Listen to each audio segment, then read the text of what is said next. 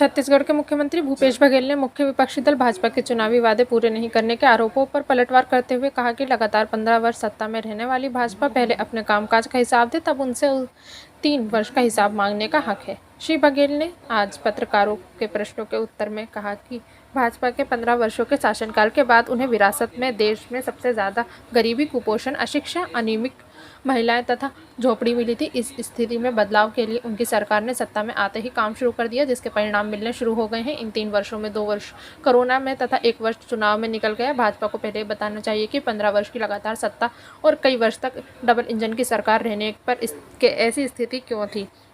उन्होंने प्रधानमंत्री आवास योजना को लेकर मुख्य विपक्षी दल भाजपा के आरोपों को खारिज करते हुए पूछा कि उत्तर प्रदेश, मध्य प्रदेश, असम, उत्तराखंड जैसे भाजपा शासित राज्यों तथा पड़ोसी राज्यों में क्या सभी के पक्के मकान बन गए। उन्होंने कहा कि पहले बैंक के राज्य सरकार को योजनाओं के लिए ऋण देती थी, पर रिजर्व बैंक के नए दिशा निर्देशों में उन योजनाओं को ऋण देने पर रोक लगा दी गई, जिसमें रिपेमेंट की व्यवस्था नहीं हो। इस समस्या के मद्देनजर राज्य सरकार ने इसे बजट में शामिल किया है। हम बजट से इसके लिए धन दे रहे हैं। श्री बघेल ने कहा कि नल जल योजना के तहत काम तेजी से चल रहा है। 13 लाख घरों में योजना के तहत पानी पहुंच रहा है।